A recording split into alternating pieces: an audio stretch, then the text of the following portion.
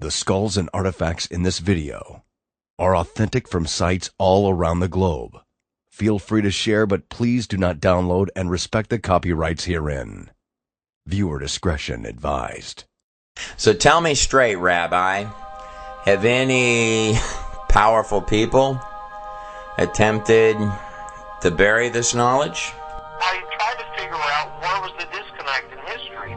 This video is about the Nephilim, a mystery that goes back even further than Babylon.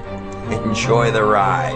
Nephilim were on the earth in those days, and also afterwards, when the sons of God went in to the daughters of men and bore children by them.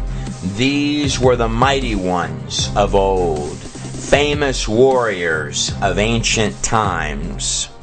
In all the 1st, 2nd, and 3rd century, and then even the early Jewish commentators all stood on the same ground with this, why is there such a disconnect? I researched something interesting. There was a second council in Constantinople from the early Roman Church. This was in 553. Right. They decreed that the teachings of Origen, an early church writer, on the subject of angels to be heresy. This guy here was found in Peru. And here's a little baby one from Peru.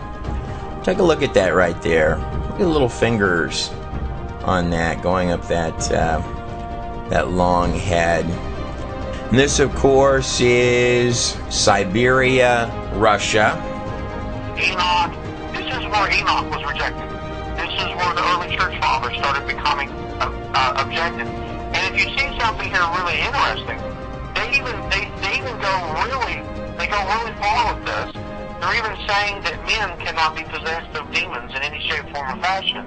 Look at the size of the mallet on that one from Peru. He almost doesn't look friendly, does he? And this one here is from the sands of Iran. This is one of apparently about 20 from a dig site in Germany. Would you say there's anything at all about that guy there that doesn't look, I don't know, human? This one was found in Bolivia. Hold on to your seats. We're going to go over some unique features on these long heads in just a minute. Also found in Russia, Peru. The sheer mass on the back of some of these is astounding. Here's a child being held. Look at the size of that one in the middle. This may be the largest one in terms of head volume out of Peru. Now we're really starting to leave the it looks human range. This guy here was one of 13 found at a dig site in Mexico. It's a biblical Hebrew text, and you start finding a lot of strange anomalies. You know, you read about giants when Moses sent the spies over into Canaan, and they described this land being filled full of giants. You know, when the spies come back, they said, you know, we're the size of grasshoppers compared to these men. The word Nephilim often gets translated as giants. It is true there have been actual giants in history. This is Robert Wadlow. He's the tallest man ever officially recorded in this modern time period at 8 feet 11 inches. This photograph was taken by Roy Chapman Andrews during an expedition to Mongolia in 1922. The image ran one time in National Geographic magazine. It was never published in the magazine again. Samuel's describing a guy with 6 fingers and toes, and he's not calling it a deformity. Now, you know, I've seen people with kind of a split toe, but it's a deformity. These are 6 working fingers and toes. I actually found an ancient picture from Babylon of a giant with 6 fingers and toes, and the giant is actually holding a lion, and he is so large that the lion is held like I would hold a cat. Like I'm saying, Trey, only if you're reading in the Hebrew are you going to see how deep this goes and how actually clear it is. It is curious where the trail can begin to lead when looking at ancient bloodlines. When talking about the word Nephilim, what we're dealing with is a little bit deeper and darker and larger in scope than giantism, a really tall guy, or your favorite basketball player. The term Nephilim became synonymous with giants because that's what they tended to be. It is by no means limited to that meaning. In fact, the word Nephilim is more of an umbrella term for the hybrid children, creatures of any high strangeness, which are actual flesh and blood, biological products of the B'nai Ha-Elohim, the fallen angels. Well, first, the word Nephilim is actually a plural from the Hebrew word nephal, fallen. And when you say Nephilim, you're basically saying the fallen ones. Genesis chapter 6, verses 1 through 2 says that when men began to increase the number of the earth and daughters were born to them, the sons of God. The term sons of God, or the B'nai Ha-Elohim, can mean angels, fallen angels, or, in the book of Enoch, the Watchers. Sons of God saw that the daughters of men were beautiful, and they married any of them that they chose, and had children by them. So at this moment, without going off of any of the physical evidence, and before taking a really deep look at these skulls, or peering into the history, and just using the text alone, in any authentic text, whether you're dealing with actual angels or you're talking about fallen angels, these are not Hallmark card creatures. These are extremely powerful entities. Angels often get depicted in artwork with wings. Now, the Ark of the Covenant does have two cherubim depicted with wings over the mercy seat. But, key term here, these angels are representing the cherubim at the throne of God in heaven. But I can't find one spot in the entirety of the Greek or Hebrew biblical texts where angels, dimensional beings, B'nai Ha-Elohim, stepping through into this reality, had wings. From the angels at the tomb of Jesus Christ, no wings. All the way back to Genesis, to the angels that visited Abraham, to the angel that dropped the chains from Peter's wrists and said, "Get up and come with me." Every iron-locked door opening before their path, and soldiers seeming to fall by the wayside, unconscious. Peter had some clout with someone somewhere that night. The soldiers that had fallen asleep woke up to be executed the very next day.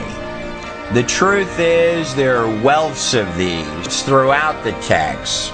The helping hand that seems to arrive in extremely particular moments when all hope might otherwise seem lost. Or messengers appearing to announce highly specific events in human history. Events and moments that would change everything. You know, it almost reads like someone sort of guided how all this comes out. One of the most stunning discoveries of the 20th century is that the entirety of the universe is finite. That's actually extremely powerful knowledge. Reality can appear solid, but in truth, it's 99.9% empty space. The base framework of reality itself, at the deepest quantum level, is not made of matter, but of little statistical probabilities appearing wherever they need to appear next. Even the majestic ticking minutes of time itself are quantized at 10 to the negative 43 seconds. And every single three-dimensional particle pixel of this place is not random. In fact, they're 10 to the negative 33 centimeters. The fabric of reality is finite, almost like a pure data live stream, and it's not random. That's extremely powerful knowledge. It was Albert Einstein who once said, reality is merely an illusion. When you hear the physics guys talking about the universe as a hologram, or saying that our reality is a simplified projection of a much more complex reality, or saying that time, space, and matter are synthetic, I don't know if I like the term projection. It seems far too limiting. Or mathematicians who might say that the whole place appears to be a product of mathematics, which our mathematics are extremely inadequate to describe. It is true that a created thing can never understand the full scope of who created it. Bottom line, that this place is couched in a much larger spiritual and dimensional reality. These are the words of Paul when writing to the Hebrews. Do not forget to entertain strangers, for some have entertained angels unaware. How can a spiritual being, an angel, or even a whole set of fallen angels, give actual birth to its own genetic line of anomalies? How can something spiritual, dimensional, interact with something physical? I'm not sure that the lines are quite that black and white. It was Jude, the half-brother of Jesus Christ. Mind you, this comes right before Jude quotes from Enoch 1:9. Enoch would be the seventh from Adam, the great-grandfather of Noah in the book of Genesis. Genesis 5:24. And Enoch was not, for God took him. God really liked Enoch. And so Jude is saying, even the angels, which kept not their first estate. Angels there is talking about fallen angels. The term kept not their first estate has a dual meaning in that sentence.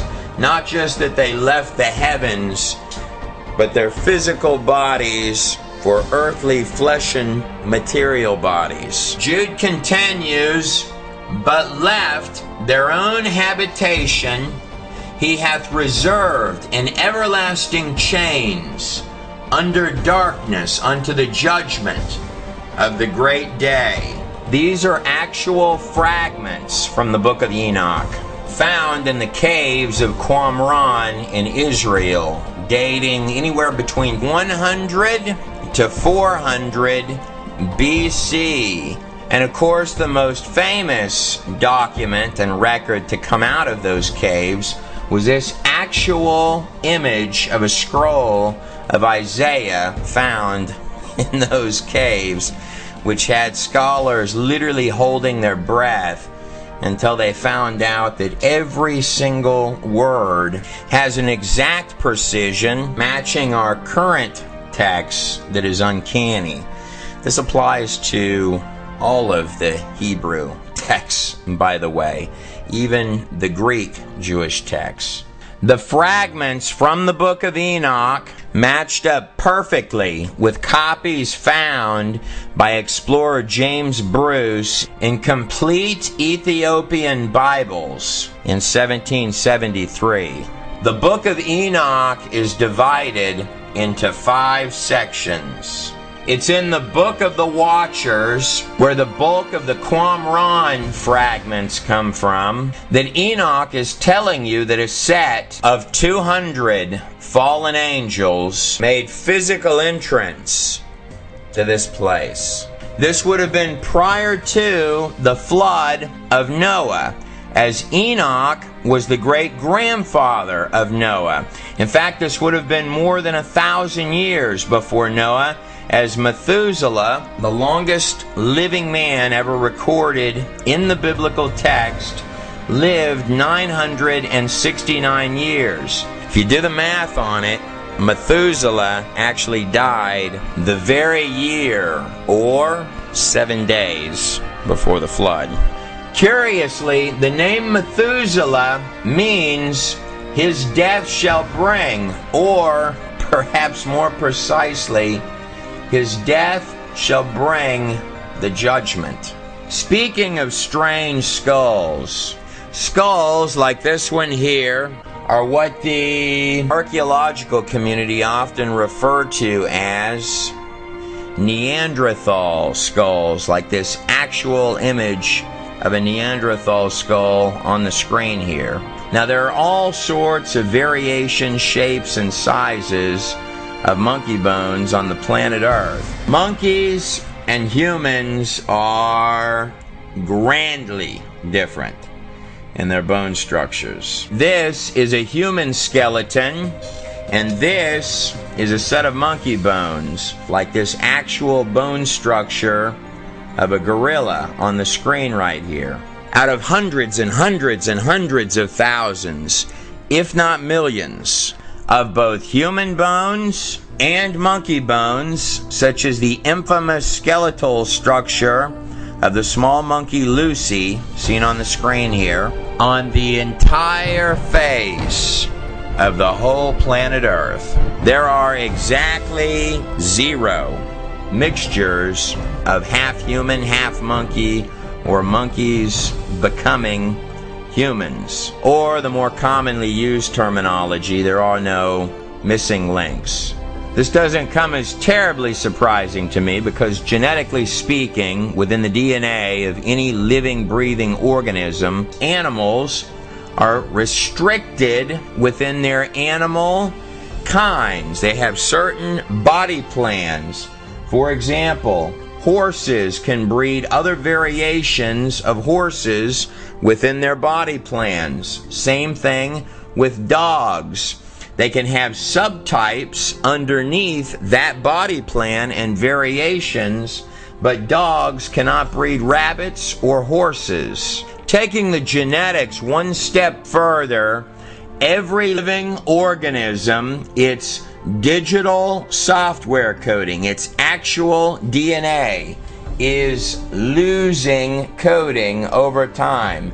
It's weakening, deteriorating. It's not just animal species that we are systematically and slowly losing, not gaining, in the order of 1,000 to 10,000 different creatures annually, depending on whose numbers that you listen to, but we're certainly losing things as opposed to gaining them. And following suit with that, the DNA, the actual digital software of life itself for every type of creature, is also weakening with every generation.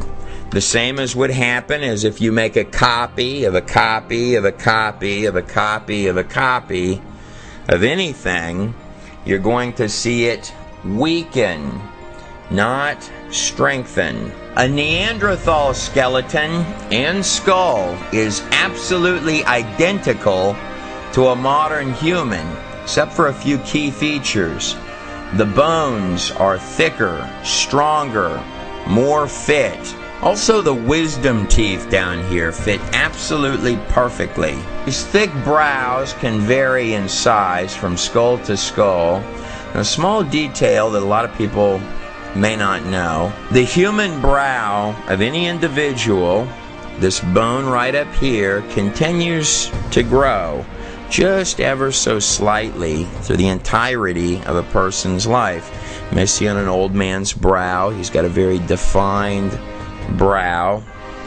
So if you were to live 2 or 3 or 4 or 500 years, then that much larger brow that you see indenting up right there is precisely how your skull would look. When we peer back in history to our oldest written texts, we're finding redundant accounts of very long lifespans. In the biblical texts, most absolutely and definitely in the Sumerian kings list, as well as records covering what amounts to little more than settlements following the Great Flood, as is recorded here in the Epic of Gilgamesh, along with the extended lifespans, both before and briefly after the flood. This is the oldest written epic in the entire world. The actual records of King Gilgamesh of Uruk, one of the first kings following the Great Flood. These Neanderthal skulls have varying sizes of large brows. In short, what you're looking at with these Neanderthal skulls is eerily identical to what a human being would look like if they were much more fit than we are today and had lived varying amounts of hundreds and hundreds of years. From a genetic perspective, no one actually knows what causes death or initiates the death process, capping us out at anywhere between 100 and 120 years. Almost as if someone flicked a switch off inside the coding. Every single cell in your entire body is programmed to regenerate and renew itself. But when dealing with the topic of the Nephilim, we are by no means talking about elongated years and larger brows, stronger bodies and wisdom teeth that fit perfect like a glove, the extremely long years resting on the large brow of the forehead.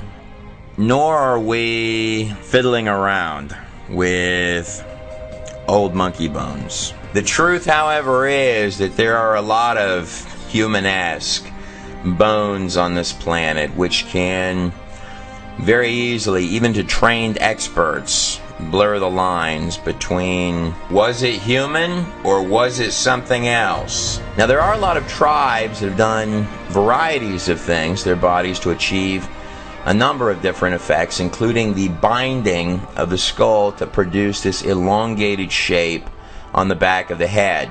There are some significant differences, however, between even the best of clearly modified skulls, like this skull on the screen here, and skulls that appear significantly larger and much more naturally formed than that, like this actual elongated skull being compared against the bust of either Nefertiti or Akhenaten's daughter, leading many to ask if these tribesmen originally began binding babies' heads in an attempt to copy something that was perhaps a whole lot larger in scope, like this actual skull found in Peru. Some of these are just absolutely massive. There are hundreds and hundreds of them, wildly massive, including children that already have the features. One of the first red flags that you're dealing with something that is incredibly strange is that the actual head volume of the elongated skull is at least 25% larger in its head volume than a regular human or even an old human skull. These are in fact quite different. But it's not just that they absolutely have to be enormously massive.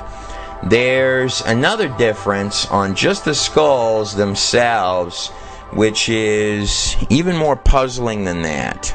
Every human skull on every single human being should have these two plates in the back of the skull that are clearly divided between the two of them by this crease running towards the back of the head. This elongated skull, however, is not like that, with the crease and the two plates in the back. This skull has one long crease, very defined here, a crease coming back this way, and one very large skull cap. Binding a little baby's head should most certainly not change the genetic bone structure. But it's not just elongated heads we're talking about. We're also talking about giants, like this Thailand image holding the enormous sword and the two fangs or tusks coming out of the mouth. Now, I do believe that's a Babylonian Ishtar right there, depicted as a circular disc, which these three gentlemen are bringing before this very large character. Babylon, particularly ancient Babylon, plays perhaps a critical role in all this. Just second down from Babylon would be Egypt. After the Hebrews were in the wilderness during the time of the tabernacle and about to enter the promised land, in Numbers 13:33 it says this, "And there we saw the giants, the Nephilim, the sons of Anak, who were of the giants, and we were in our own sight as grasshoppers before them."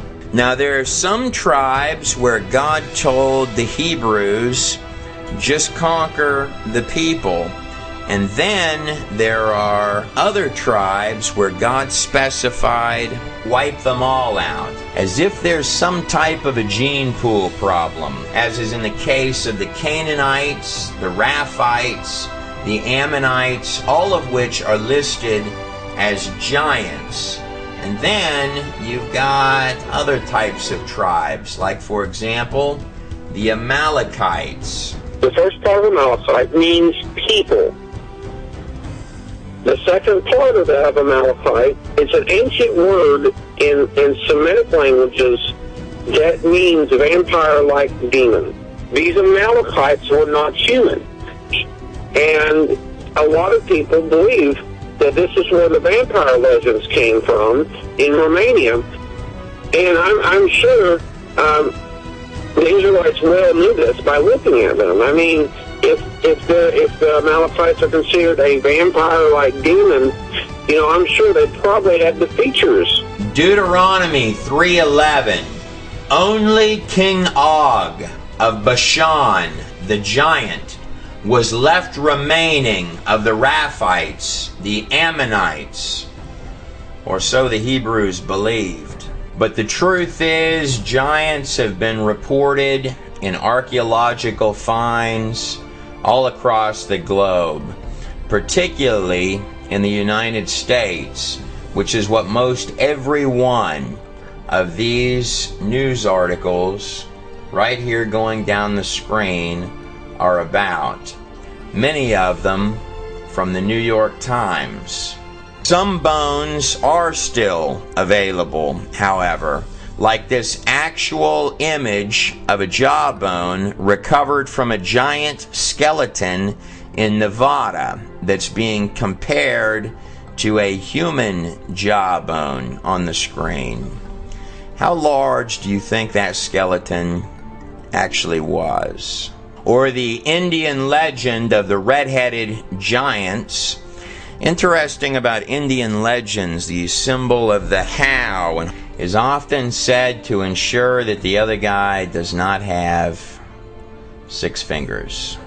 or the famous serpent mounds in Ohio, where in the 1800s it's reported that skeletons of enormous giants were found around this site that has the shape of an enormous serpent that they mysteriously built, which can only truly be seen well from the air. Following the 1950s and the defeat of Nazi Germany and eugenics, same time period that Americans began pumping out movies about space invaders and men coming from other planets, and deeply religious views of the occult, such as those of Blavatsky, instrumental in the occult beliefs of Adolf Hitler himself, sort of take a sidestep into the shadows.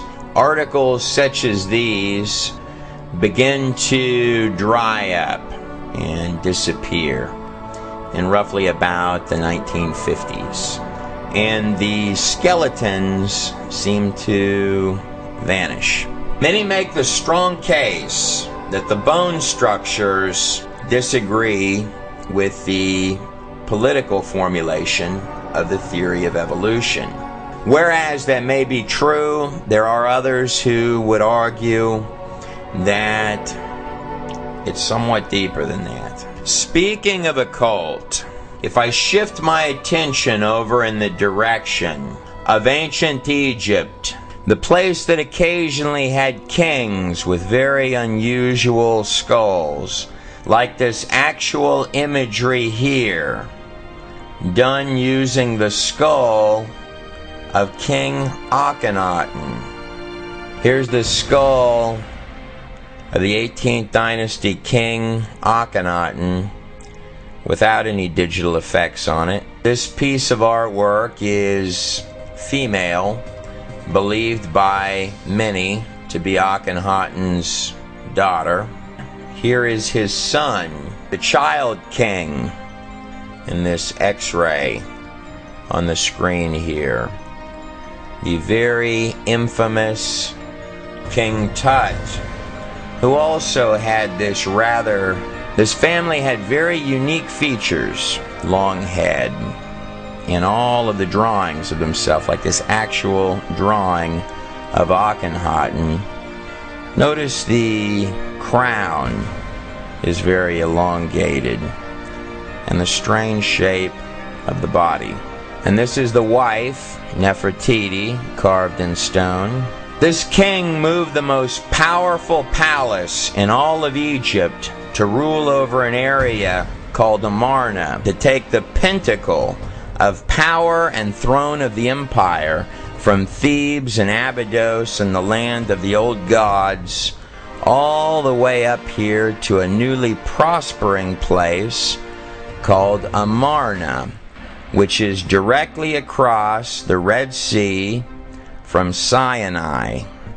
Curious thing about the ruins of this particular dig site, it has a reported 365 outdoor altars, the practice of worship of one god, a mesmerizing place stretching into the horizon. And it's an entirely well-drawn community, all three of which are not Egyptian practices, they're Hebrew practices. One thing that Akhenaten and his son, King Tut, both proved is that even god kings can die. Both were killed with remarkably similar bashes in their long heads. I personally think that the Visor Eye did it in cahoots with the head military general Ramses, great-grandfather of Ramses the Great. But I wasn't there, and the statute of limitations has run out. Akhenaten, shown here with the serpent coming out of his forehead, and his son Tut were the final kings of the 18th dynasty, later giving rise to the 19th dynasty king, Ramses the Great. immortalized in this statue here, who many believe was the Pharaoh at the time of the Exodus. Mernptah, depicted here, standing next to Ra, with the disc encapsulated by the serpent. Mernptah was the next king to take the throne of Egypt after Ramses. He was also the 13th son of Ramses the Great. On his victory stele, depicted right here, makes a strange statement. The people of Israel is laid waste. Their crops are not. I have no idea what that means. Just because your dad, Ramses, hands you an empire, missing at least half of its army and all of its slaves, you can't go getting all bent out of shape about that. But if I am to hop way backwards in time, that 200 fallen angels recorded as having come in prior to the flood, which is really what's being referred to when you hear terms like mystery religion. Notice the star inside of the golden jewel-covered crescent. Covered in the book of Enoch, alluded to in the book of Genesis, as well as many parts of both the Old and New Testament, as well as ancient texts and hieroglyphs that we'll look at, and writings all across the ancient world, being recorded in large scale prior to the flood, and then in a smaller trickle of a scale following the flood. There are at least 277 flood stories from cultures stretching every conceivable part of the globe. Some of them bringing you right to the front doorstep of that flood, like the Epic of Gilgamesh from 2700 to 2900 BC. Every mountain range on Earth contains fish fossils, marine life, and even seashells found on top of Mount Everest in the Himalayas, extending to include mass beached whale graveyards, turning up in the middle of deserts, like this classic example here of the mass whale graveyard in Chile, the most arid desert in the world. And here's another whale dig site from the other side of the globe in the sands of Egypt. Look at the size of that whale buried in that desert there. Plant and animals are found buried and fossilized in every single layer and strata of the top layers of the earth. Creatures of every possible kind of animal that we see every day are found mixed in underneath the earth, along with mammoth-sized creatures which don't seem to be around anymore. And these animals of every genre and flavor are often found in mass graveyards, like this actual dinosaur graveyard seen on the screen here, as if the animals were herding, and whatever happened fast, hit all at once, and was unexpected. Strangely, when dealing with strata, it is sifted by sediments exactly as one would expect. If there were a lot of water pumping around on the surface of the ground. One of the enormous challenges of dating anything is that you have to know what the pre-existing conditions were. For example, this dragonfly fossilized on the screen here has a 2.5 foot long wingspan.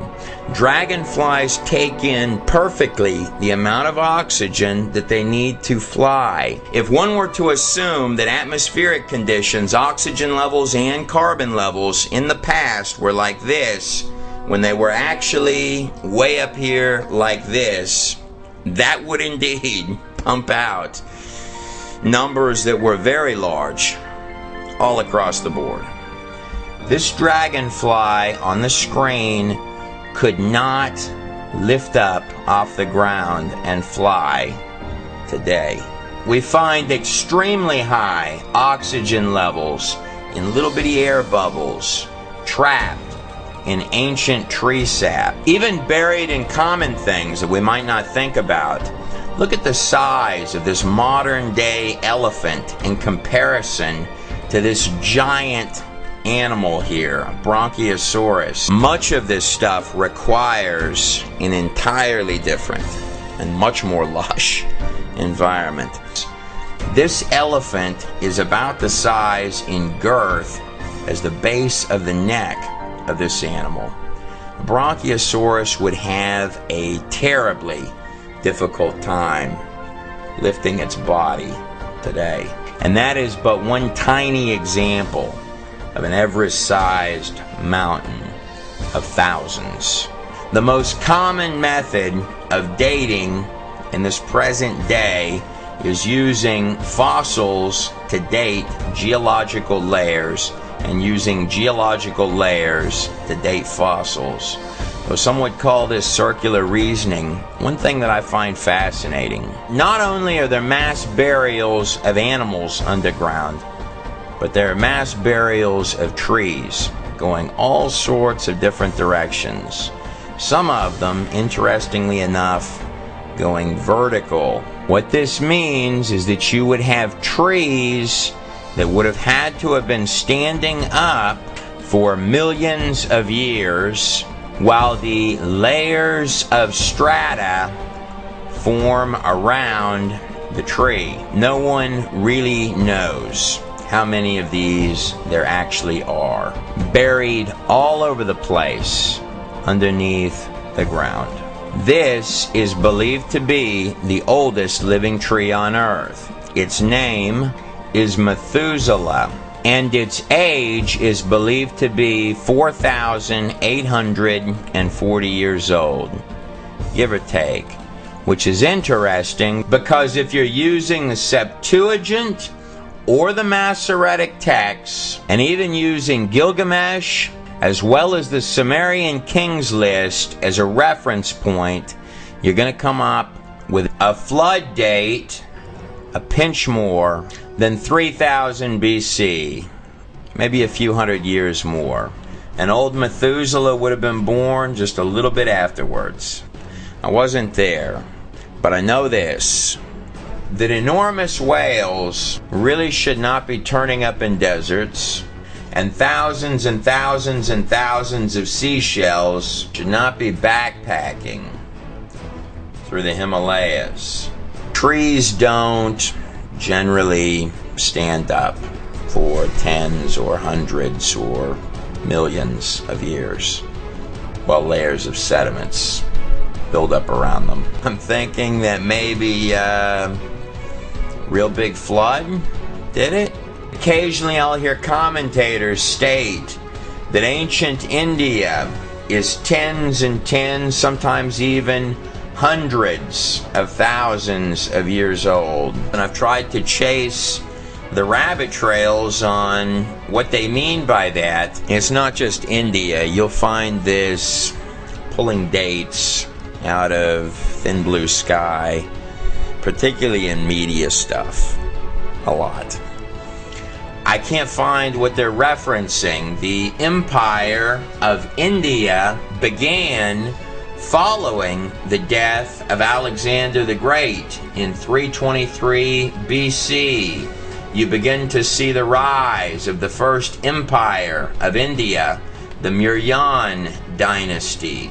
Going back even further into the Far East, the rise of the first dynasty of ancient China, the Jia dynasty, its inception at 2000 BC, bringing us full circle to our first empires, which would rise right down here in Mesopotamia, where Babylon would become, and the ancient city of ancient Uruk, where Gilgamesh ruled. Land of the Star, which is rested inside of the crescent. Babylon and Egypt, the two opening players of occult empires right after the flood. And then dropping down right over here, following alongside the Nile riverbanks, where Egypt would become, and where step pyramids and the first attempts at actual pyramids would begin to rise. Under Djoser in the 3rd dynasty of Egypt, about 2600 BC. Land of the Eye of Horus, and disk between the horns of the most ancient Hathor. Both stretches of land dropping down along the fertile land, the so-called cradle of civilization, where little bitty settlements would begin to take shape, with your first tiny fortified cities like Uruk in roughly 2900 to 3000 BC. Coincidentally, both newly developing locations dropping down from right up here in the same area where the boat that saved all mankind is said to have landed. So those 200 angels covered by Enoch prior to the flood does not represent all of the fallen angels that there are. It represents a small portion of the total number of fallen angels, the ones which made entrance to this place, came in and interbred with human beings. This created all sorts of little uglies and unfriendlies, including the giants. There's also indications in the text that this wasn't necessarily voluntary. What some of your oldest pages and little bitty scribbles on earth, including Enoch, in full detail, are telling you is that before that flood, something unfriendly made entrance to this place and was genetically breeding itself, creating its own offspring, turning mankind into a blood-bathed circus of its own unimaginable and twisted design, spreading like a virus generation after generation after generation for more than 1,000 years, until the flood came along, wiping the slate clean, taking everything back down to zero. But then afterwards, another little bitty door opened, and perhaps what was in the past might slowly creep its way back in for a final show. It's my extremely strong opinion that the bulk of the hundreds of truly strange bones and enormous skulls, unlike man, in this video came after the ancient flood. Nephilim were on the earth in those days and also afterward. Genesis 6:4. Breeding generations. Look at the scope of the size of this child's head. And then breeding even more generations. The size of the eye sockets are enormous. Moving up this large skull. And then dropping down to breed some more generations. And here's another little baby one. And then breeding even more than that. And look at the eye sockets in comparison to the size of the skull atop that tiny skeleton. Enoch 7:3. And when men could no longer sustain them, the giants turned against them and began to devour mankind. It really is absolutely astounding. It's almost impossible to believe that what you're looking at really is real. This one commonly gets called the Royal Redhead. A special thank you to Brian Forrester,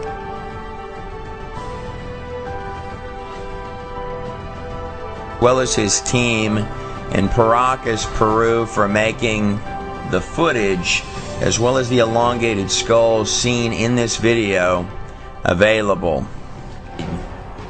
That is one strange head. Enoch continues, and they began to sin against the birds and the beasts and the reptiles and the fish. I have absolutely no idea exactly what that means, but it doesn't sound good. And to devour one another's flesh and drink the very blood. It is curious that whether in a biological or a spiritual sense that is equally as deep, if not deeper, than even the mysterious thing that we call consciousness, which seems in a very real way to plug us in to reality at all. There's always something uniquely special about the blood. It is an interesting verse that we've all heard in Leviticus 17:14. You've heard it a million times. The life of all flesh is in the blood. The real word is actually saying the ruach of every sort of flesh is in the blood. It's saying the spirit of the flesh is in its blood, not the life. That has been not a poor translation, but a mistranslation. It is important to note that after death, the blood is no longer usable. As if it's lost something. Every living organism on this planet is constructed of three-dimensional digital coding, like zip files, pure data, zero junk code in every single strand. Tit for tat, line for line, which opens up click by click by click to become a living biological organism. All of it fitting together like a perfect glove. And deeper inside the genome, the framework of pure biological software and precision operating system, file folders containing actual body plans, digital instructions, coordinating every strand, every cell, every little bitty part, pulling the molecular fabric of every piece together to create a biological masterpiece, literally written, birthed into reality itself from scratch, and seemingly plugged in to neurologically and consciously control every single system of the entire biological masterpiece. It's not just consciousness, the intangible controlling the tangible, which is a paradox. The living blueprint for what you call you is alive in every single drop of your blood. One could quite easily come to believe that there's something a lot larger in scope going on here. It does say in Genesis 1:26 that God Himself created mankind in His own image and likeness. It's a powerful statement. when you're dealing with the ancient past, or things which may even boggle the minds of trained physicians, let no detail, no matter how seemingly trite, slip through the fingertips.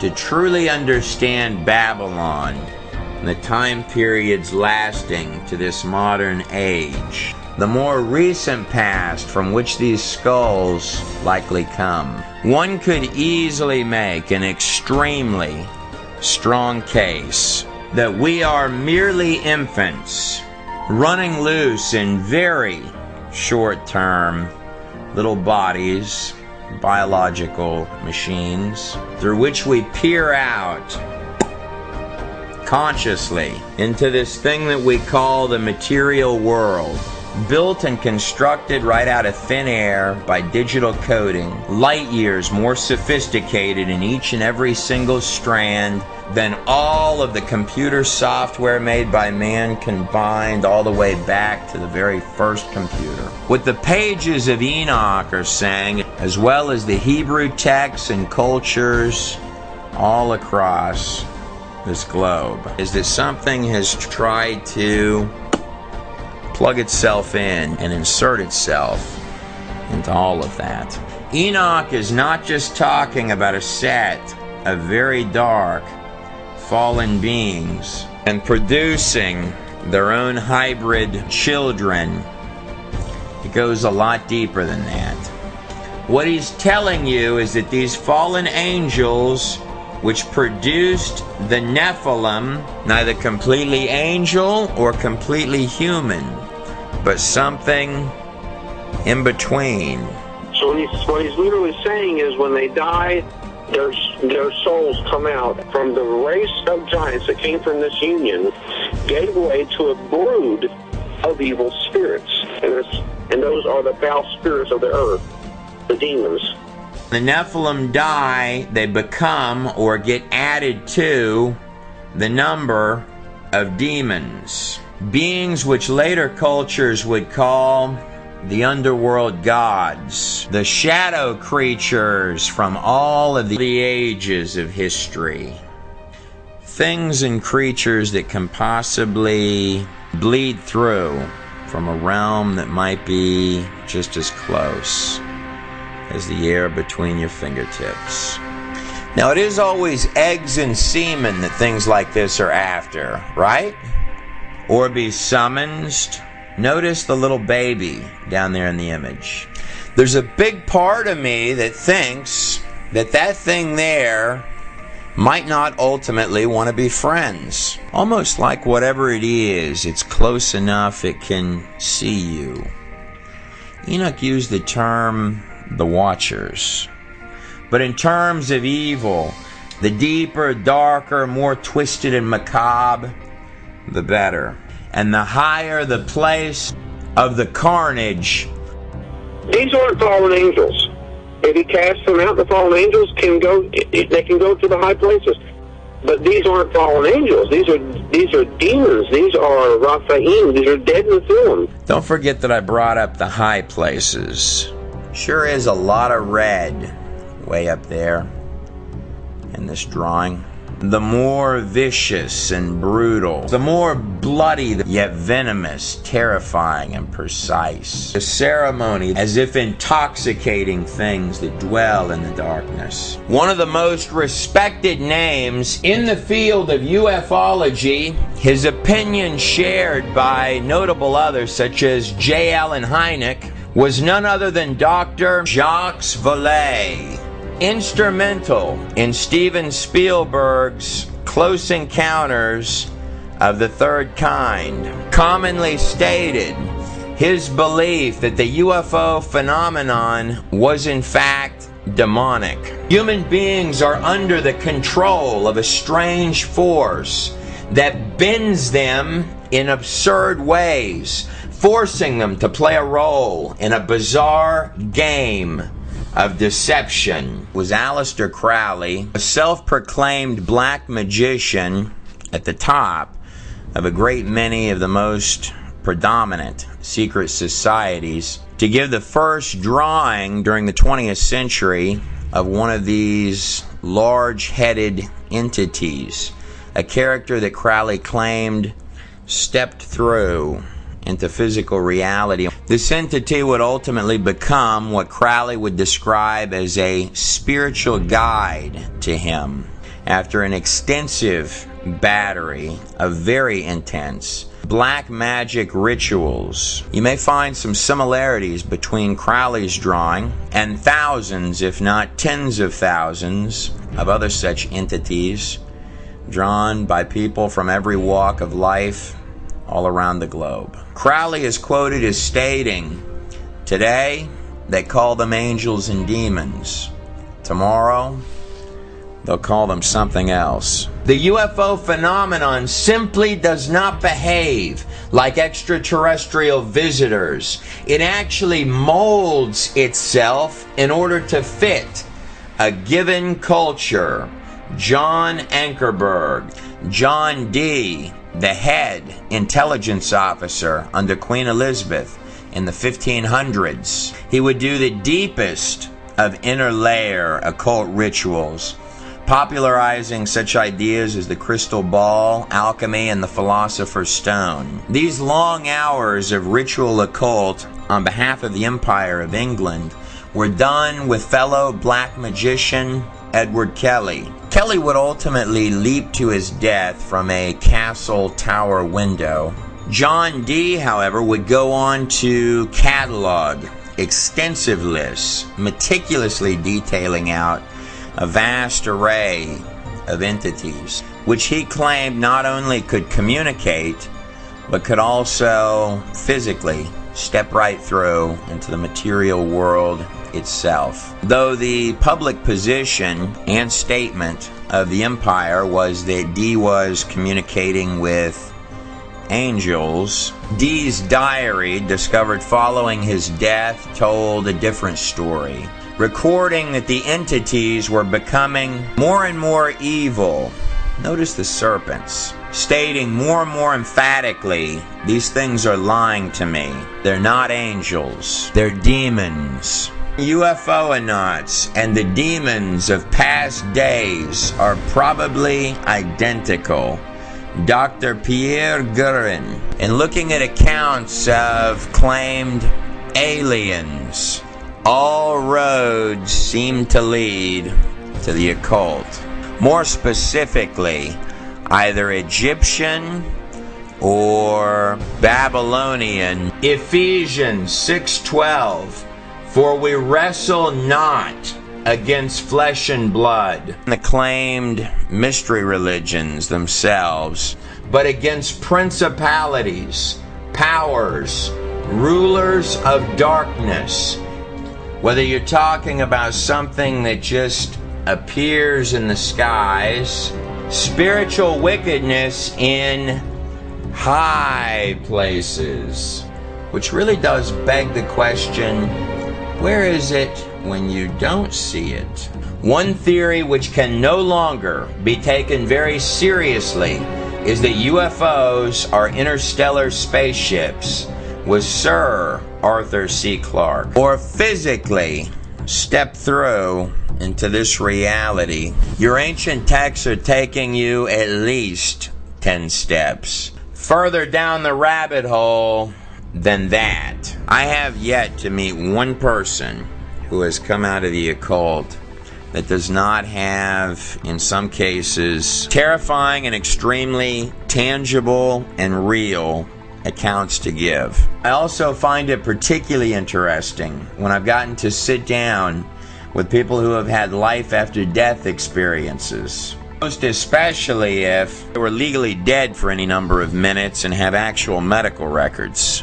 Hell or ancient shield, whether it be from someone in the occult or someone from an after-death experience, some strikingly eerie similarities. These bland, sort of expressionless, pull-you-in type characters with sort of varying degrees of sinister evilness, described almost like a diminished, alternate version of Earth, that the person steps as if the ground level is being described as lower or different or falls right inside of, with things that literally grab hold and herd the people into actual pit-like cages, wherein at that point the descriptions of the creatures get even worse. Things much more disturbing and twisted than what may channel in to be portrayed as physical artwork and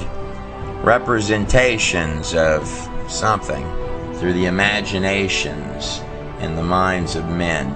Ephesians 2:2, in which you used to live when you followed the ways of this world.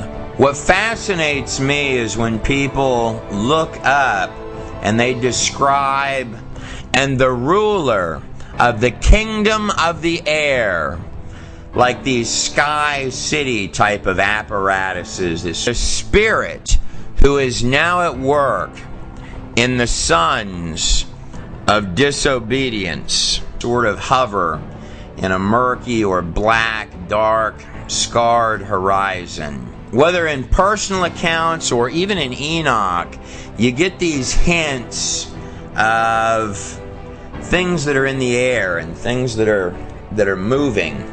But diving below, where the people are quickly snatched and drugged to the side by the apparent welcoming teams, they'll talk about a lot of serpents ranging from enormous creatures to these more or less human-sized things, often with man-like or human-like features, similar to the wisdom serpents or serpent gods found in every single major ancient culture with uncanny similarities.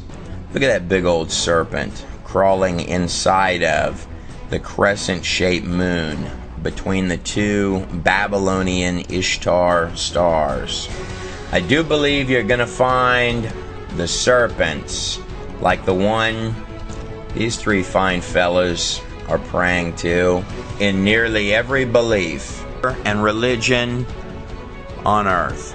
The serpents, no matter what size or shape they're described as, just like any of the other characters within the place, always had this ancient, old one, yet vicious and precise, kind of highly intelligent twist.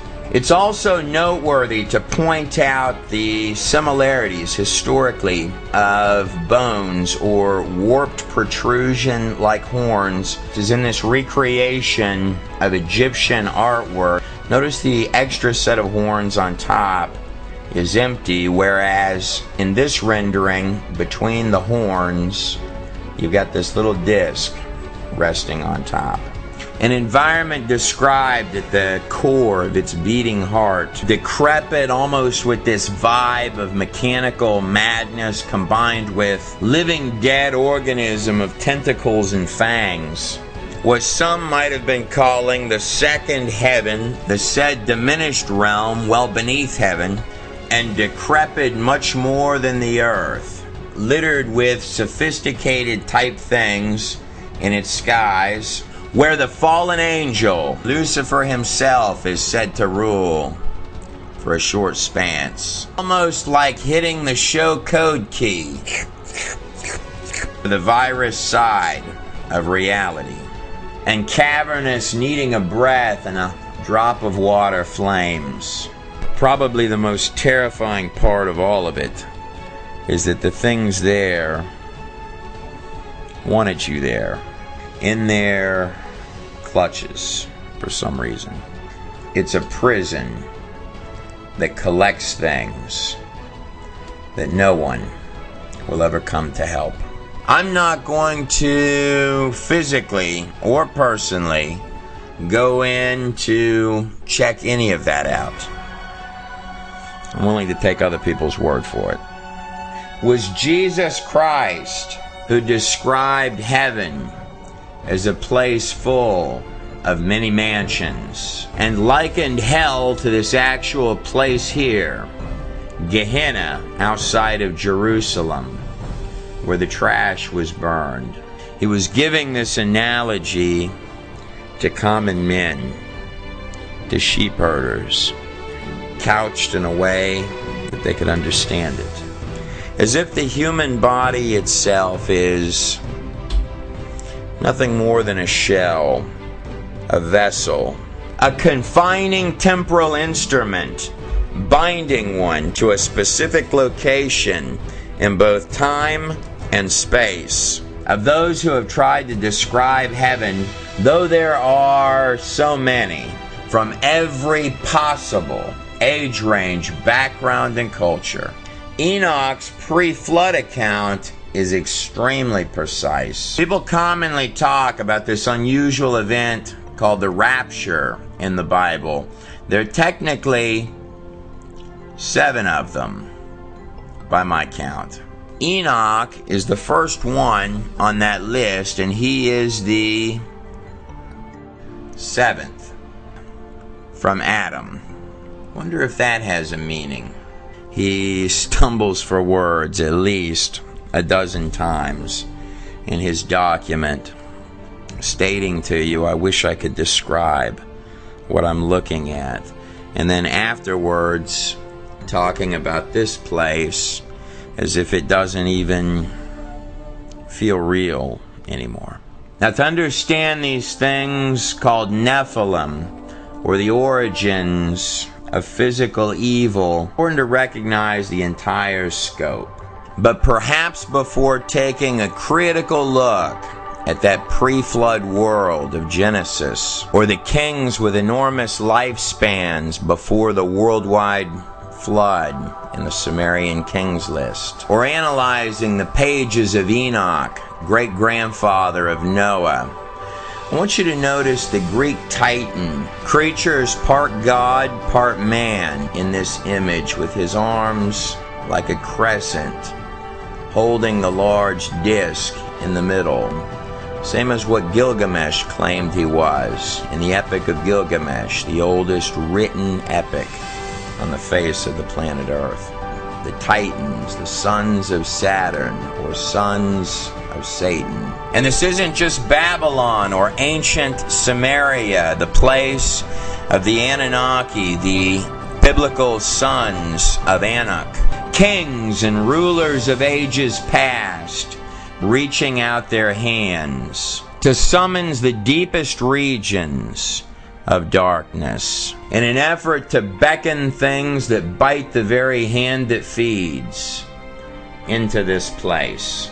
The sacrifice of little children, deeply seated, derangement, shedding of innocent blood to Moloch or Baal, working darkness into a frenzy, playing the drums louder to drown out the screams, almost like a virus, reaching out to grab its own desires through an extremely naive host.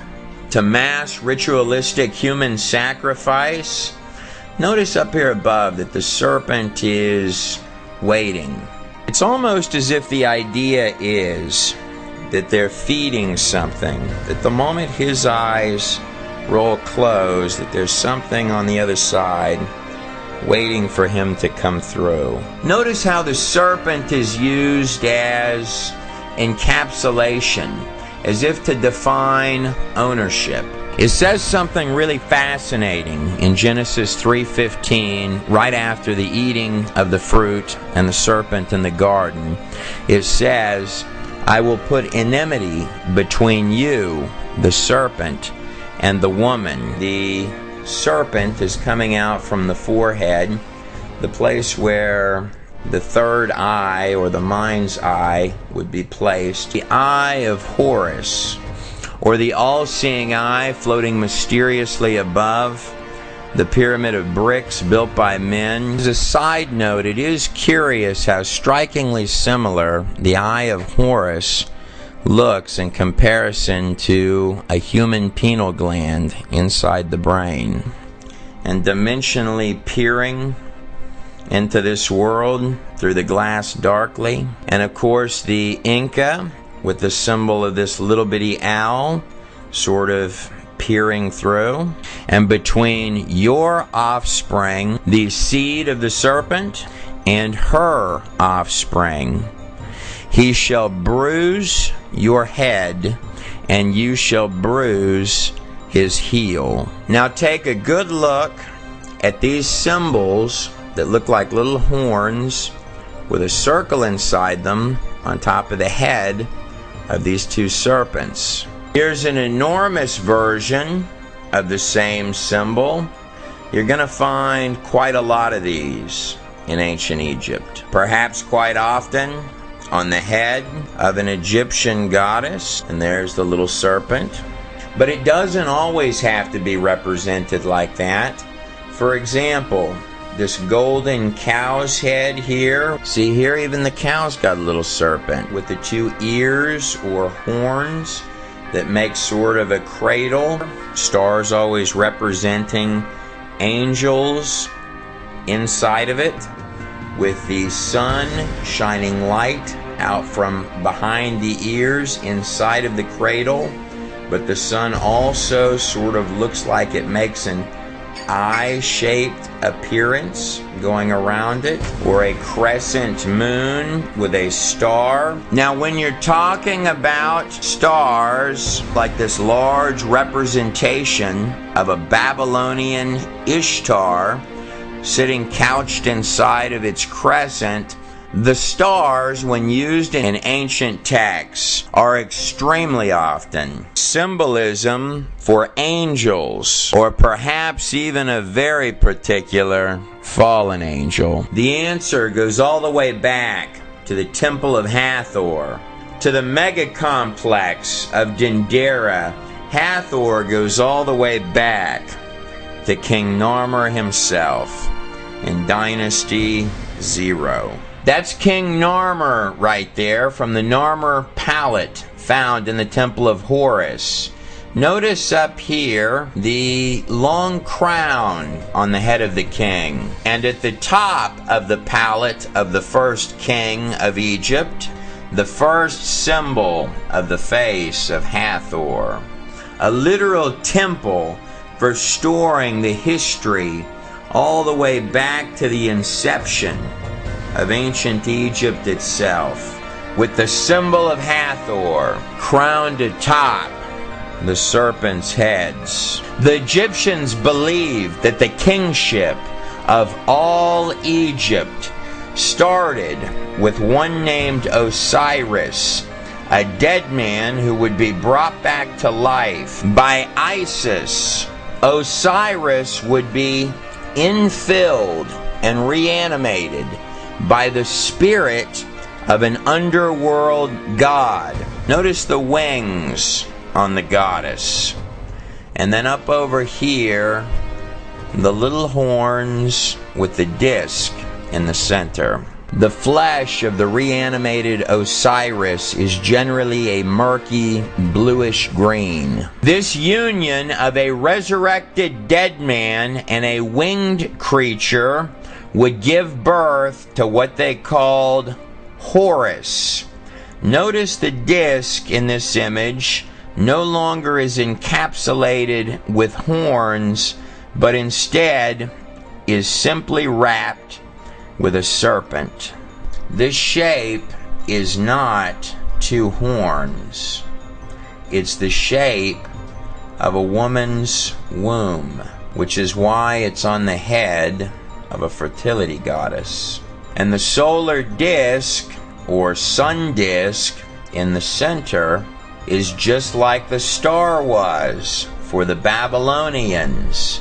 And the sun in their hieroglyphs is owned by the serpent, the symbol for the ruler of the air. Inside the crescent, the birth canal, or the moon being represented in the feminine, in which the sun symbolically has rested inside of, and producing Horus, the new little eye that is peering through and watching. Notice down here the serpent, again with the little disc on its head. In fact, at the entrance to the Temple of Hathor, where this enormous symbol is, there are actually 17 little bitty serpents underneath that humongous symbol. It's like a little identifier. This plus this equals this. It's like a post-it note for the ancient beast. Popped right on top of their heads. Move out of the way, we're making underworld gods here. Alright, they're a bunch of demons. And of course, serpents in every possible and spiritual sense. Whatever may have been the exact details of what the Egyptians were trying so dearly to express, the underworld gods are not being displayed as just basic common day-to-day knowledge on their walls, but more than that, the focal point of the entire empire. It was an oppressive place. Here's a character from the walls of Egypt that you may recognize, or perhaps you're more familiar with his updated version. The star in the middle of the two horns, even got two serpents down here coming out. The goat of Mendes. This text is from the Egyptians' most treasured document, the Book of the Dead, chapter 175, where Atum, who would later combine with Atum Ra, herein listed as the High Supreme God, states this: "Then I will be what will remain, just I and Assur, when I will have changed myself back into the old serpent, who knew no man and saw no God." The pain, poverty, and hardship of common people does seem to follow that star. Cambodia, you have the Naga serpent kings. In Hindu, Vishnu sleeps in the cosmos, nirvana, with the serpents. Perhaps King Solomon was right. There's nothing new under the sun. Most all ancient cultures, particularly Babylon and ancient Egypt, believed that their gods, which could be physically summoned to manifest, were in the underworld.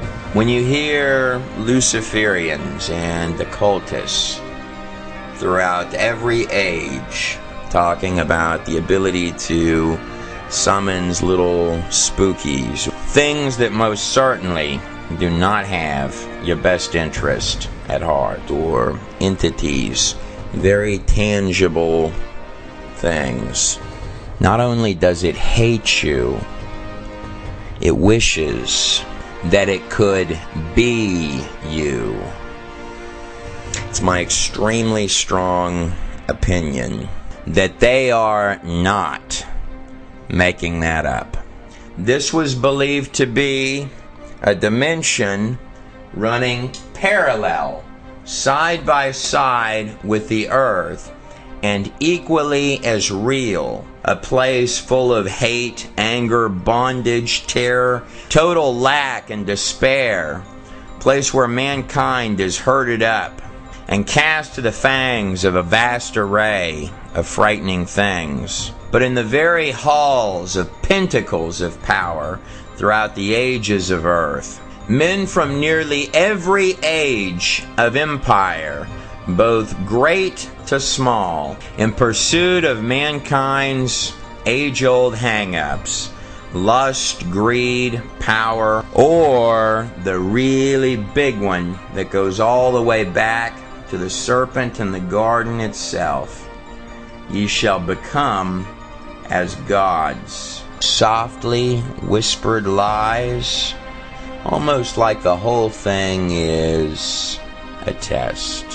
Trinkets in exchange for everything. Now, if we go back just a pinch before the first step pyramid in Egypt under Djoser, And I hop back over here to the land of Samaria, later Babylon, to the little tiny settlement of Uruk, called by many the oldest city in the world, and by some the rising New York City of the ancient world. It's just outside ancient Uruk, where Nimrod, the first king, the one recorded as having been in defiance to the Lord God, one of the great grandsons of Noah, drawn here, deified in this 4,000-year-old recreation of an artifact and artwork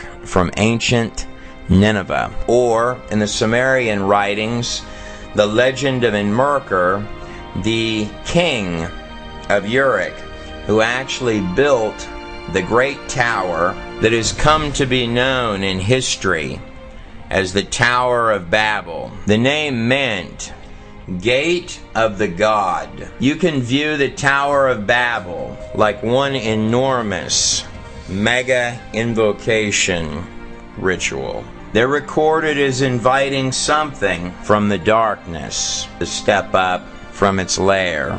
It was at that point that they described something sort of human-like entered. 2 Corinthians 11:14. Even Satan himself masquerades as an angel of light. The Sumerians called it the Enki, as seen on this actual inscription. He's making entrance through this little doorway with these lines around it, surrounded by these two characters with heads that look something like this. And the Enki was called the Lord of Earth, the giver of knowledge, or the morning star. Sometimes the word Abzu, or the symbolism, like these little wiggly lines here, gets translated as waters. It's not quite correct.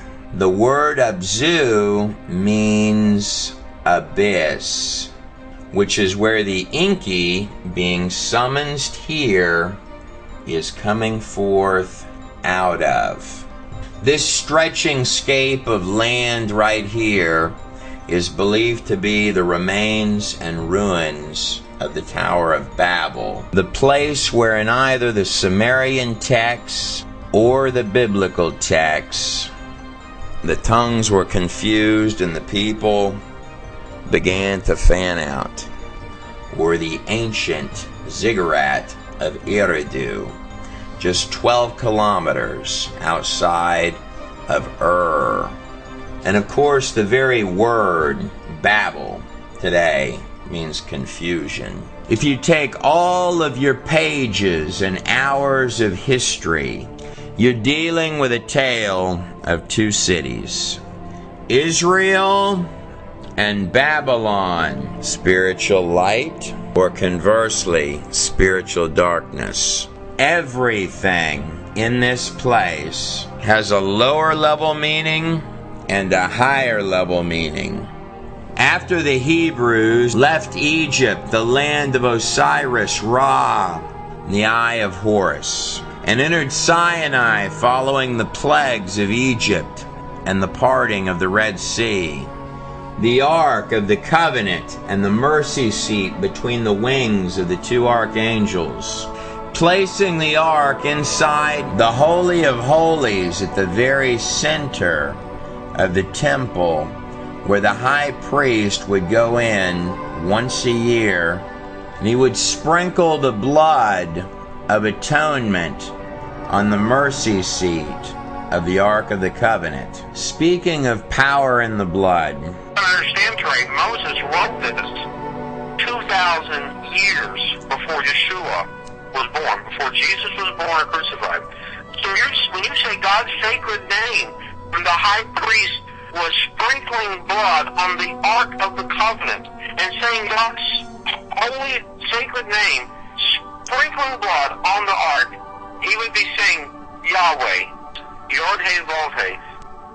And the word picture is behold the hand, behold the nail. Once a year, in the center of the tabernacle, in the heart, that's the unspeakable name of God, by the way. In the Holy of Holies, while putting the blood on the Ark of the Covenant, the high priest, sprinkling the blood once a year, would be saying, behold the hand, behold the nail.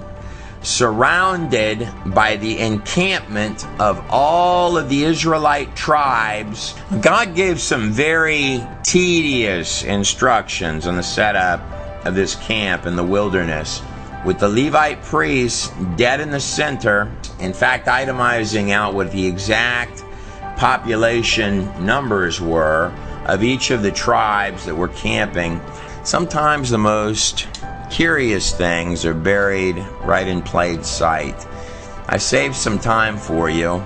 This is what exactly that camp would have looked like. Does the shape of that precisely calculated out layout look familiar? This image here is precisely what the shape of the Israelite camp would have looked like. Of course, the Levites and the tabernacle itself were right in the center, the heart, right there.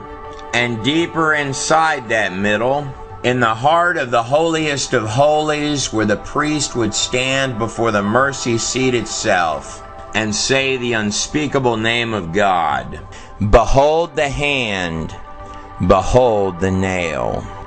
This is more than 1,500 years before Jesus Christ. It was a moving cross out there on the desert floor. That would have been so mesmerizing to have seen looking down with all the little campfires going from the sky at night. Let's see if we can take that a step deeper. Curiously, if you take the names from Adam all the way down to Noah in the book of Genesis, and you look at the root meaning of those names, this is what it reads. Man, appointed mortal sorrow, the blessed God shall come down, teaching, his death shall bring the despairing rest and comfort.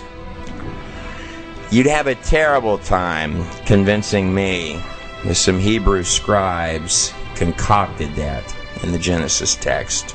Nonetheless, let's go deeper than that. Pre-flood, Book of Enoch. He goes further than just fallen angels and hybrid offspring. Enoch is redundantly prophesying the coming of this Son of Man, laying out that at a time in the future, not only will what has been done be undone, but further, that through his name they shall be saved.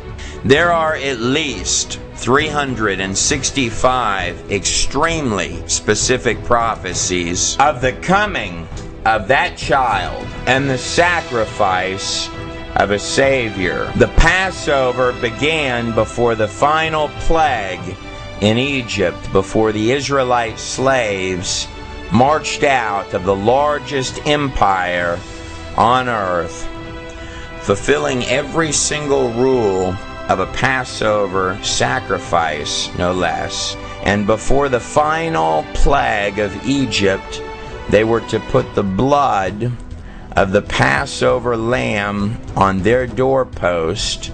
Curious what meanings can be found in things when you're willing to scratch. One curious detail, the symbol of the Tav during any Canaanite or pre-Canaanite time period would have looked something like this.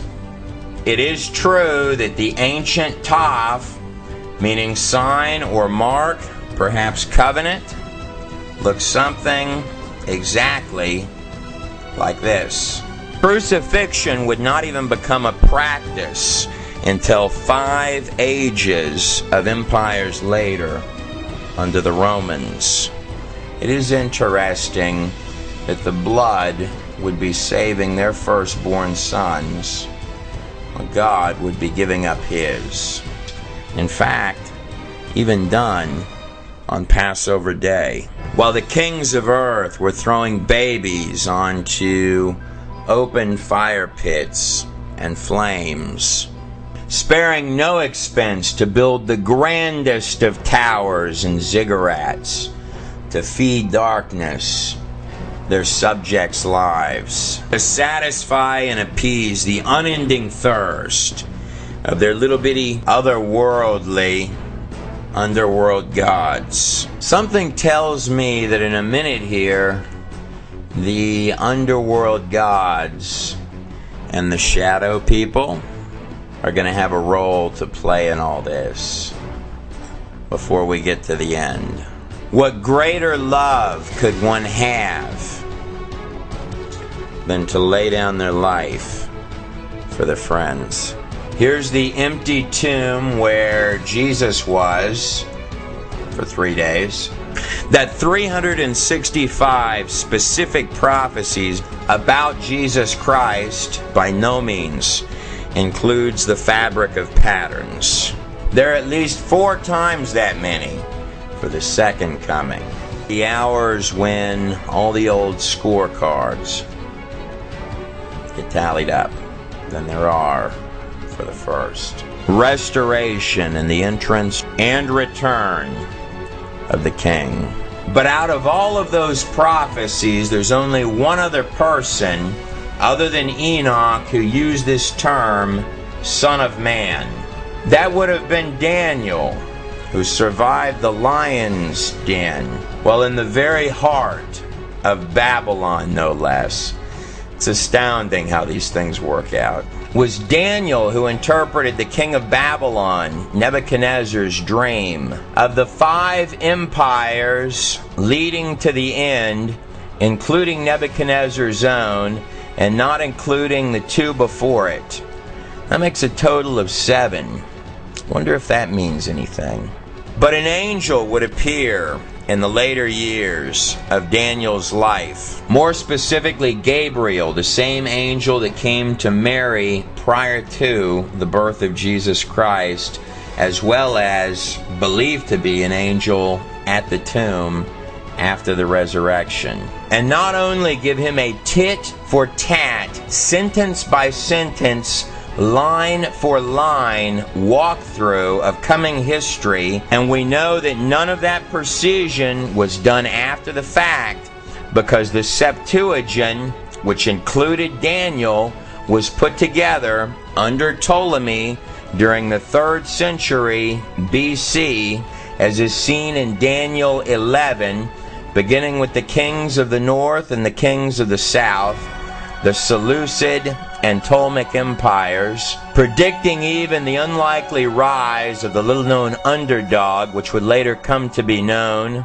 as the Empire of Rome. Those are some really impressive guesses, but by far the most impressive of the entire bunch is that Daniel would predict the exact day and date that Jesus Christ would enter the front gate of Jerusalem on the back of a donkey, fulfilling Zechariah 9:9, that the people rejoice as the king cometh on the back of a foal donkey.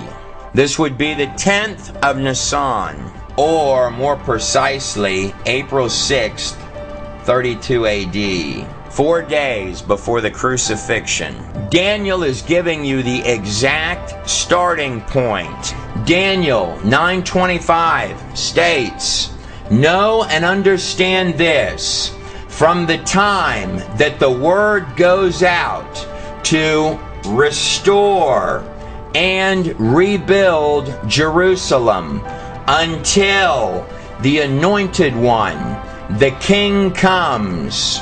The date that a Persian king gave the decree of Artaxerxes on March 14th, 445 BC, to restore and rebuild Jerusalem after the Persians had defeated Babylon in exactly the way, by exactly the guy, Cyrus, that Isaiah had predicted 200 years in advance. Countdown leading to the precise day, and writing this more than 500 years in advance. It brings new meaning to when Jesus Christ told the Pharisees, "You think that in those scriptures you have eternal life, but it's those very pages that speak of me." Because of the mass reports of healings and blind eyes open on many occasions, the masses had wanted to make him king, but he never allowed them to praise him and declare him out as king until one very particular day that Daniel had given the math for more than 500 years in advance. Arriving at the front gate of Jerusalem, the religious leaders, the Pharisees, told Jesus, "You have to shut these people up. This is heresy." Jesus replied to the Pharisees, "If I were to silence these people, indeed I tell you, even the rocks of this place would cry out." If you do the math from the decree of Artaxerxes to the triumphant entry, this point here, 69 times 7 times 360, using the identical calendar system of the ancient world, most especially Babylon, making provision for the 24-day difference between March 14th and April 6th, as well as your 116 days added in for leap years, you're going to come up to exactly 173,880 days. On the money. Daniel's margin of error, more than 500 years beforehand, from that angel's lips, was precisely 0. But if I hop backwards, much before Daniel, before even the young King David, stamped into the pages of history for the highly unusual, miraculous defeat of a six-fingered giant named Goliath. But going back past even David, the one often called a man after God's own heart, beyond the days in the wilderness, then even the time in Egypt, back to our first little starting gate cultures, down here in Egypt and over here in Samaria, the place of ancient Uruk, where Gilgamesh, depicted here as statue, ruled. Right here to the land and area of Ur. Now that is a giant holding a lion, right? Where Abraham, the father of all the future children of Israel, was living. Many believe that Abraham could see the base of the Tower of Babel while growing up. And then it begins a little something like this. "Get thee out of thy country, and from thy kindred, and from thy father's house, unto a land that I will show unto thee." Abraham would ultimately travel over here to exactly where modern-day Jerusalem is. "And I will make of thee a great nation, and I will bless thee, and make thy name great. And thou shalt be a blessing, and I will bless them that bless thee, and curse them that curseth thee." That's a very big promise.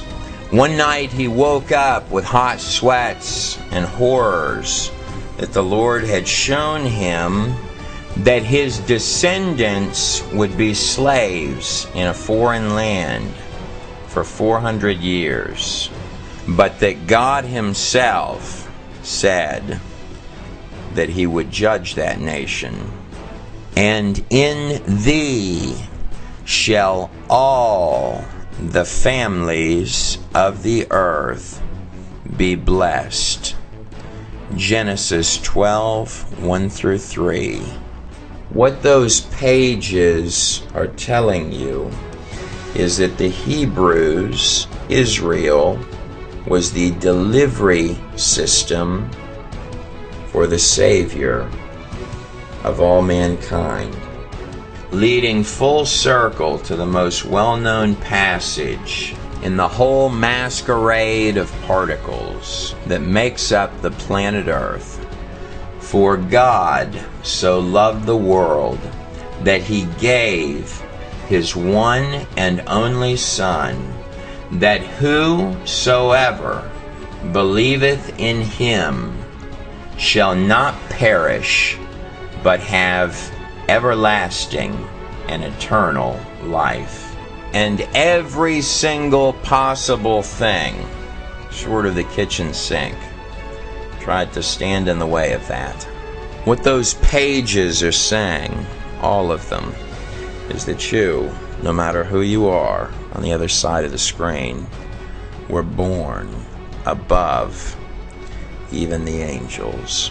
Someone asked me the other day how I truly thought that the entire universe was held together. I was stumped by the question. Here's my answer. It's love. Totally undeserved love.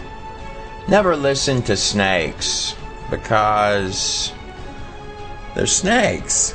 You were born to be free in every possible sense, in both this life and the next. It's my extremely strong opinion that the shadow people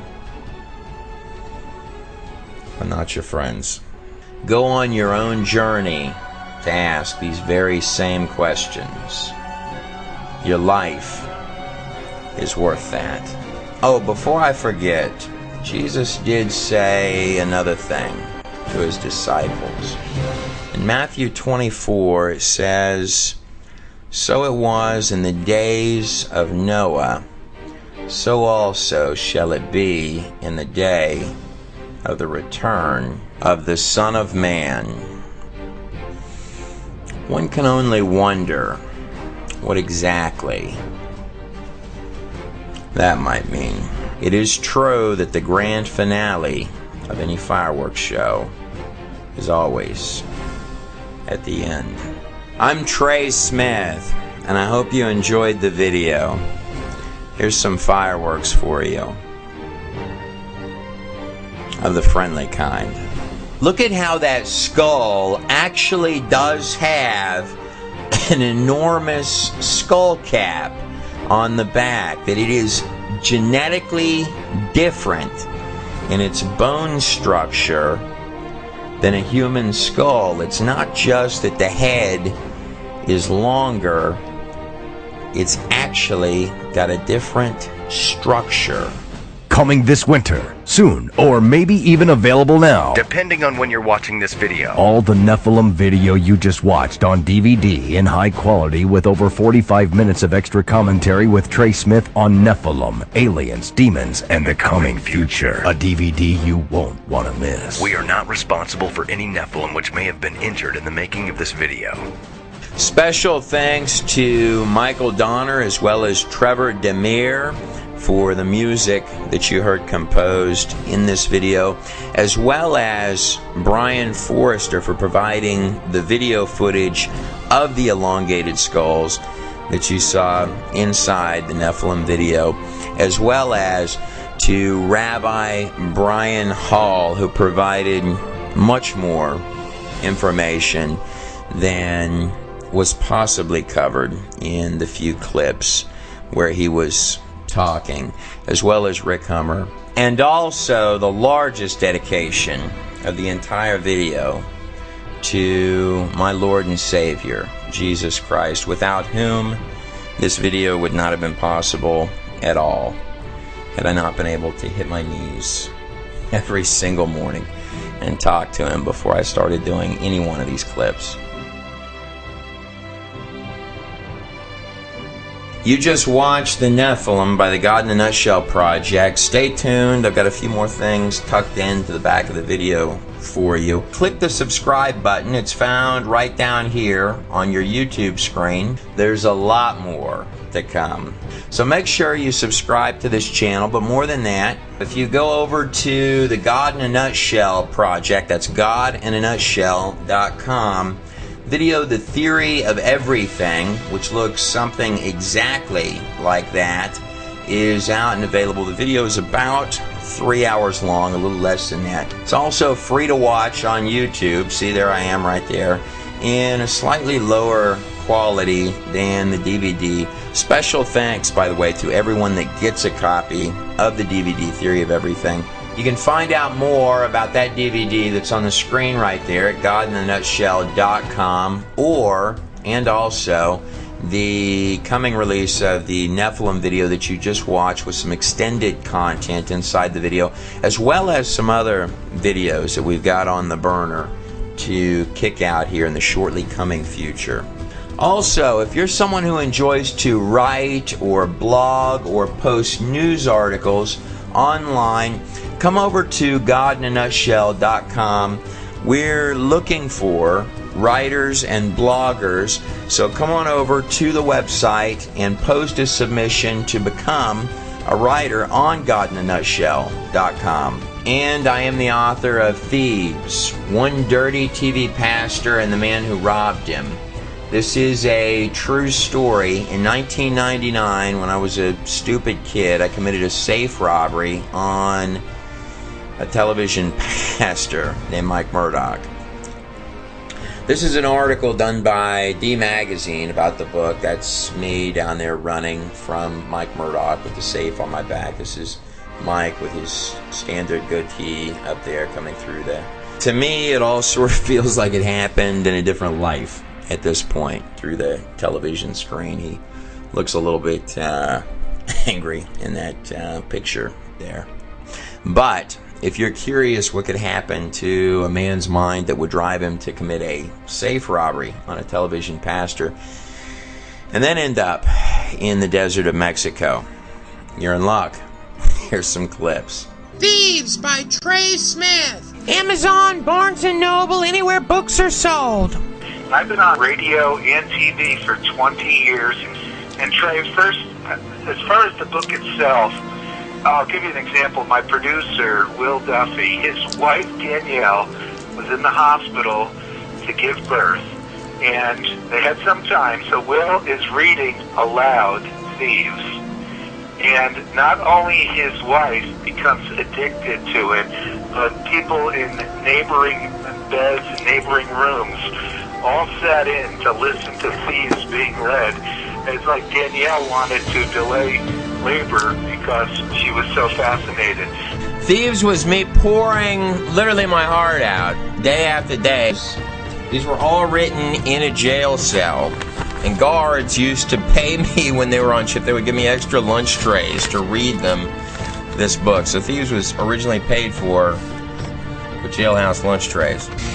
And then, after the safe robbery, when I'm on the run from a television pastor in Mexico, it really kicks into high octane. Sometimes I would just stop and say to myself, there's not a lot of really great ways for any of this to end. Crazy as it seems, though, it did all end well. I promise. Thank God for that. I'm pretty certain that you're not going to find anything like this anywhere. I wanted to tack a note onto the end of this video and state to you that that book, Thieves, from start to finish, no matter how fun it might be to read, does not in any way represent who I am today. And more than that, I've not only asked forgiveness in my own heart, but from a great many parties who are in that book and who are not in that book that I needed to ask for forgiveness from. More than that, I'd like to give a special thank you to ministries, men and women of faith, churches and organizations all across this United States, because they are not represented. The hearts of the people are not represented by the few that are just take. I have seen so many, both great and small ministries, who no matter who they are, they would give you the last shirt off of their back. And I want to thank them. I'm Trey Smith. God bless every one of you.